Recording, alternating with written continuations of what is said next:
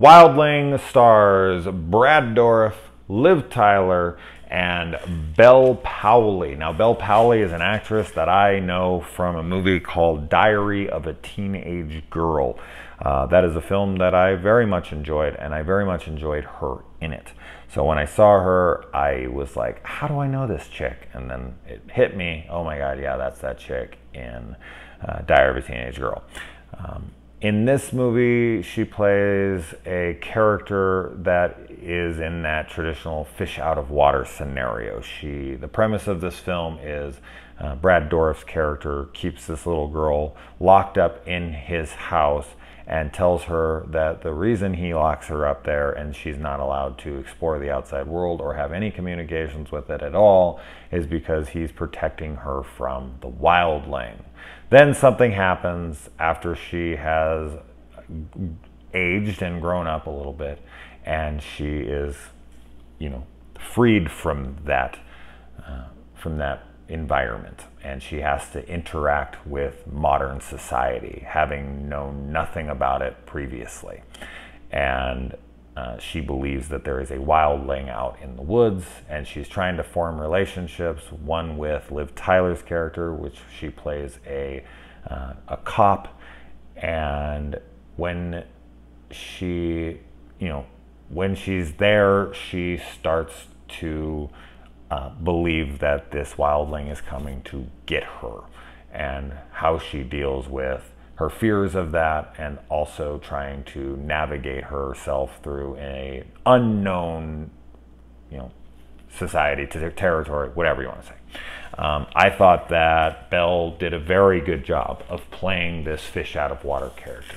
Now, I do want to emphasize that this isn't a straightforward horror film.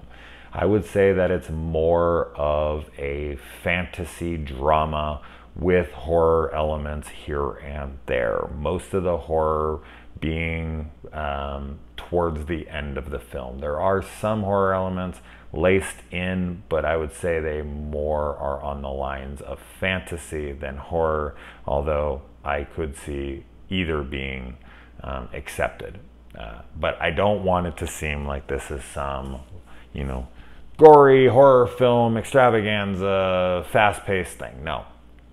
This film deals a lot with this girl not really understanding her surroundings, trying to find her identity, while also dealing with her fears. And I think that she does that very well. And I think everyone in this movie does their job very well. And I think it's very well directed, shot, and it's a very well made movie. So it's got some romance in it, stuff like that. It's got character development. And I know some hardcore traditional, I don't even know, horror fans are not really into that stuff. They just want to see carnage and whatnot. I also have seen this categorized as a werewolf movie, and I am here to say that this is not a werewolf movie. I can see why that would be said, but it is not. So I'm not going to say anything else on the matter because I don't want to talk spoilers yet. I will talk spoilers here in a minute, but for those of you who are here just for a spoiler-free discussion, I don't want you to get your head filled with false hopes and misinformation. This is not a werewolf movie, and this is not a straightforward horror film. It more plays on the side of drama. So, but I did really enjoy the film. I thought it was very well done, and I liked everyone in their roles, and I liked the way pretty much everything played out. So there you go. As far as the spoiler-free side of this, if that sounds like something you're interested in, it is available for rent on video on demand. So go check it out. Now, let's get into the film itself. Spoilers from here on out. So yeah, he won't let her out of the house. He tells her that the wildling is coming to get her, and the reason that he electrified the door and all that is to keep her out. And that's just it. I mean, that's how impressionable kids are. Like, they don't question anything. You can tell a kid literally anything, and they will believe it. I mean, I hate to always bring this up, but take religion, for instance. Like, wherever a kid is born, for the most part, they are devout to their religion that they're raised in, and they just know for sure that that religion is right and that everyone else is crazy. And it's like, you don't realize that if you were born in India, or if you were born in the Middle East, or if you were born in China, or if you were, like, you do realize you wouldn't think this way anymore, right? Like, I don't know, it's crazy to me, but they're kids. They don't. And some people, when they're adults, they don't think others, but kids are so impressionable. You can tell them anything, and they will believe it. And that, this is one of those stories that explores that. And we never see abuse really in this. It's abuse. Don't get me wrong, but he is, in his eyes, and for the most part of what we see in the beginning, a loving and caring father figure. It doesn't end up being her father for real. And he is trying to protect her in his own eyes, because when she is revealed to actually be this wildling hybrid thing, whatever the hell she is, it shows that he was injecting her with this drug that represses her ability to develop. And the reason he's doing that is because once she goes through her cycle and becomes a woman, then she will start to change physically into a wildling. So yes, as Liv Tyler so eloquently states in this movie, when the doctor tells her what the purpose of the drug that he was injecting to her does, that's fucked up. And while I agree in a normal scenario where it's just a human child, I disagree a little bit on this scenario, because this is a beast and he wants her to stay innocent because he knows what she will be capable of in the future. And that won't be good for us, and that won't be good for her, because eventually she will be hunted and killed. And she will do hunting and killing herself. So nothing will good come of it. And he falls in love with her as a daughter.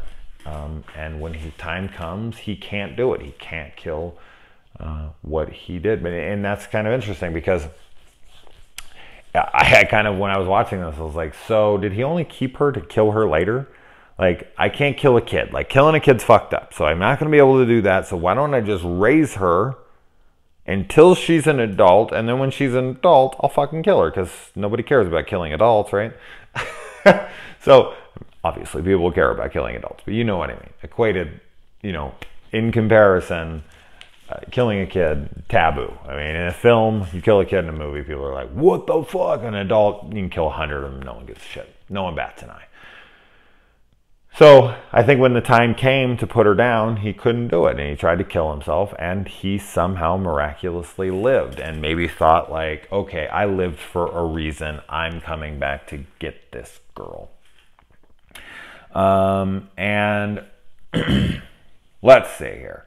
So, yeah. We already talked about all that. She only likes to eat meat. This is our first sign that something is up here. It could be a red herring of sorts, but it ends up being real.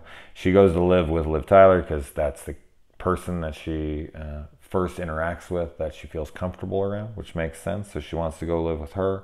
And then she meets Liv Tyler's brother. We don't know anything really about why her brother, who is in high school, is living with her and not parents. I'm guessing they are dead or out of the picture, because his sister is raising him while he is still a teenager.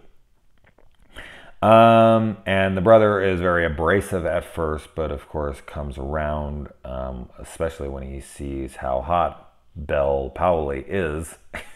I don't think he would have been mean to her at all from the beginning of this, because she is adorable.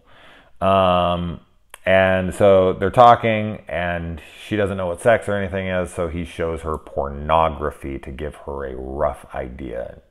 Rough being the key word here. I don't think that's the proper way to show someone sex for the very first time, because porn gives us a very different idea of what sex is actually like. And let's see. Her teeth start to fall out. At first, I thought she bit his lip because she was, so ravenous over meat. But no, her teeth start to fall out, so she starts to become this thing. And then this one guy tries to rape her, which is never really addressed in the movie. Like, she sees it as a wildling in her brain because she's fantasized about this for a while. And when she does, she bites the throat out of this guy, and he lays there and dies, and they blame her death on him, but it is never established that he was trying to rape her. But the way that she saw that thing attacking her, I feel like is perfect evidence that he was trying to rape her. Her dress was ripped from her and everything. So good. I'm glad she ripped his fucking throat out. And so she meets this guy in the woods who's like a trapper. I'm sure he's just lives out there, and he points her to the remains of her mother. I don't know if that is supposed to be her father or not. I don't think so. But he knows where her mom's remains are, and it would make sense that she's half human, half wildling. I don't know if all wildlings start out as human-looking people and then morph into these wildling, werewolf-type creatures, or if,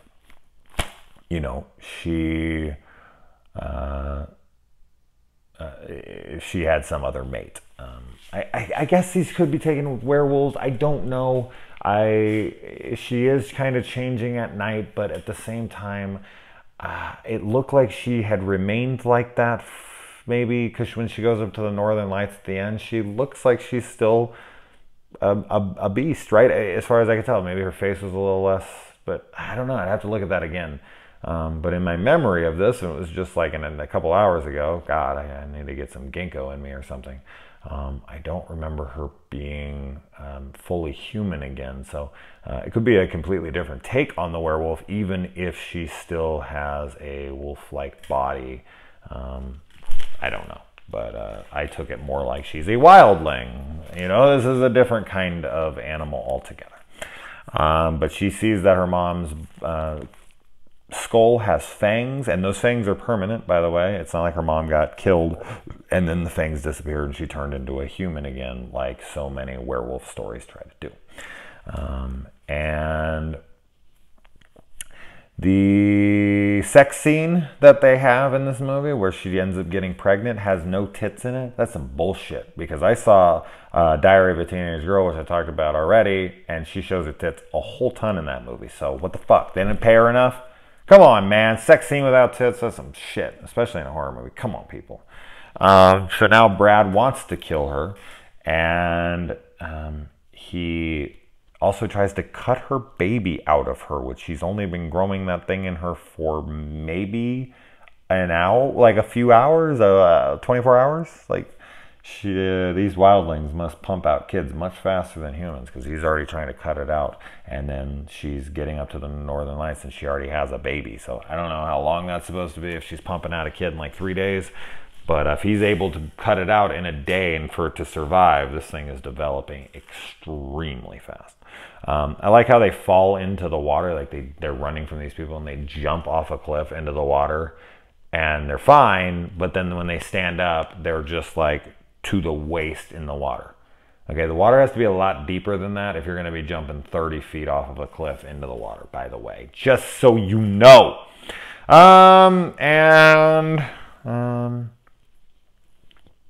Yeah, I mean, I like when we get to see her mouth open up. Some of the CGI is a little weird. It's a little off there when they're showing her from away and she's moving around. But overall, I kind of dug that.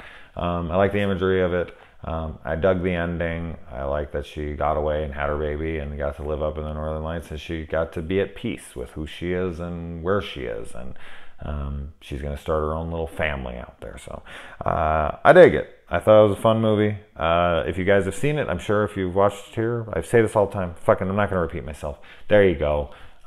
So anyway, guys, let me know what you thought, and good night.